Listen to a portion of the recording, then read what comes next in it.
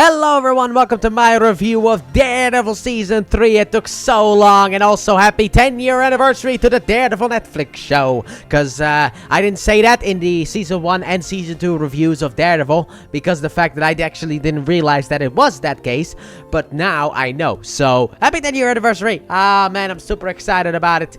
I love this season from start to finish. Now, this season is a follow-up to The Defenders Season 1, or just The Defenders miniseries, however you want to slice it. You know, some people call it Season 1, some people call it the miniseries. Whatever you want to call it, we'll call it whatever you want. But, doesn't matter. At the end of The Defender, spoiler incoming, Matt Murdock was presumed dead, but if you stuck around to the end of that series, you would know that he was actually alive at the church, and yes, indeed, he is. And now, he has a big fight ahead of him, because Wilson Fisk is back to his nefarious deeds, and he has to stop him. And also, some kind of Poindexter thinks he's all smart and also gets in the way of our boy Matthew. And before we get into the cast, I will just say once again that I love this, so you could click off because you can already know what my score is at the end of this thing. But anyway, let's get into it, shall we? So starting off, we have Charlie Cox back as Matthew Murdock, also known as Daredevil. However, the only time you will see him in the Daredevil suit is at the beginning of the episode 1, because of the fact that for the rest of this season he wears the old costume. He goes back to days of old, the black one. And also, Matt Murdock now has a little bit of an issue, and that is the fact that he is thinking about leaving Matthew behind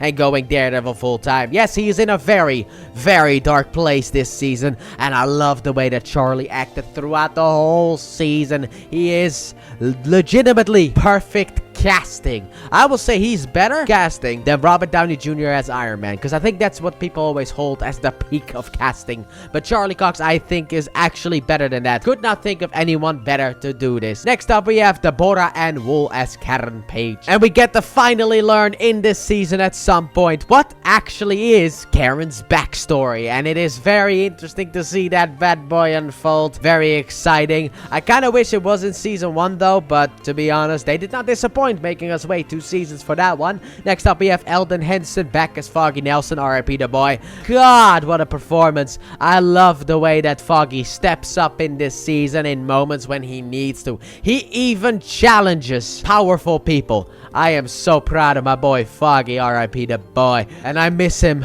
I still miss him to this day. Then next up, we have Vincent D'Onofrio back as Wilson Fisk. And he once again also does a fantastic performance as Fisk. He is great. Once again, perfect casting. I loved him in the role. And the plan that Fisk has cooked up for us this season, yeah, it blows your mind. Because it did blow my mind. Like, once the revelation comes out, what Fisk actually had planned and what he's been doing, it's just like, oh my god, how did we get this? Like, it's so good the way that Fisk planned everything.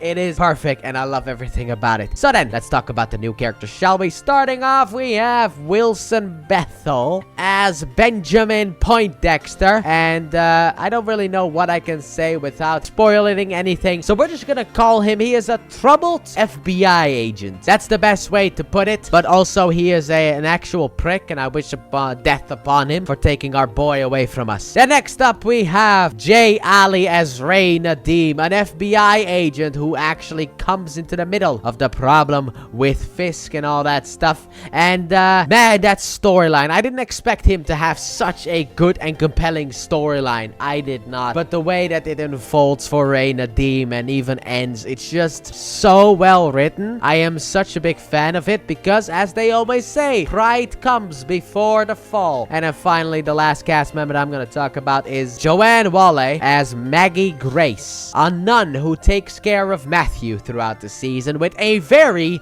very important secret attached to her as well. And I think she did a really good job, especially once we get that secret revealed. Everything just, her acting was great. Her acting was really good throughout the season. I also really like Maggie as a character. And that is the cast list that I can talk about. Now, normally at the end of these things, at least in the newer versions, I like to just talk about some of the bad points in the season, but there aren't any. That's the problem. problem with this season. There aren't really any bad points. I can't even really think of any nitpicks. Yes, the final punching on Fisk. Yeah, I know. I've seen the tweets. Okay, I know about the hatred for that one because people were complaining about the Daredevil fighting in Echo, and then people pulled up the final fight, some moments from the final episode of this season, and it's like, yes, I know. Okay, but overall, this season was absolutely perfect to me. The way that I see this season is absolutely perfect from start to finish. I loved it throughout. Yes, there are some dumb decisions to make, but that's the point. Okay, Matt leaving his lawyer life behind him to go full on Daredevil. Yes, that's a mistake. That's a stupid thing to do, but it is perfect for the story that we've set up so far. I am a huge fan, and I will also say the existence of Daredevil Born Again makes me love this season even more because there's a cliffhanger. This season kind of leaves on a see you next season, which wasn't even supposed to be the next season apparently. I think actually, if I remember correctly, that was supposed to be season 5 because apparently what Daredevil was supposed to go up against in season 4 was actually Mary from Iron Fist season 2. That's who he was supposed to go up against. I think that the cliffhanger wasn't gonna be resolved until season 5, which I hate that. However, now with the existence of Daredevil Born Again, the cliffhanger has been resolved. So for me, this season is perfect because that would be the only complaint that I would have, and it's been fixed. I also love the use. Yes, I will say the lack of the suit does annoy me a little bit, but there's story reason for the fact that Matt is now wearing his Daredevil outfit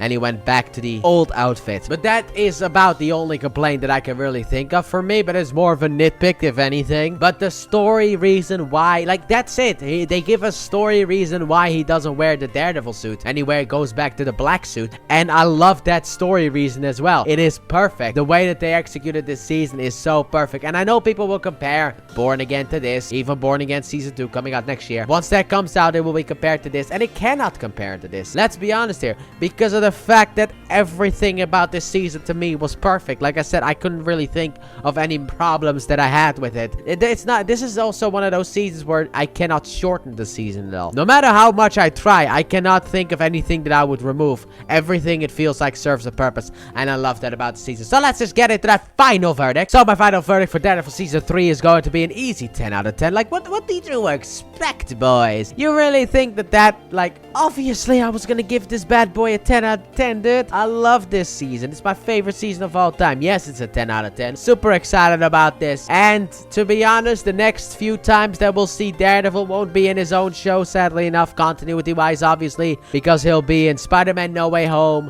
Echo, and She-Hulk, or the last two the other way around. I actually don't remember what the continuity order is from the top of my head. But overall, this season to me was perfect. So let me know what you guys thought about this season in the comment section down below. And with that being said, thank you all so very much for watching, and I hope you guys have enjoyed. And if you did, please like button, subscribe if you haven't done so already, turn notifications, don't forget check out the Let's Play channel, link in the description and at the end of the video. And I'll see you guys next week for a deleted season from Disney Plus, because anything having to do with Runaways has been deleted, for Cloak and Dagger season 2. Bye!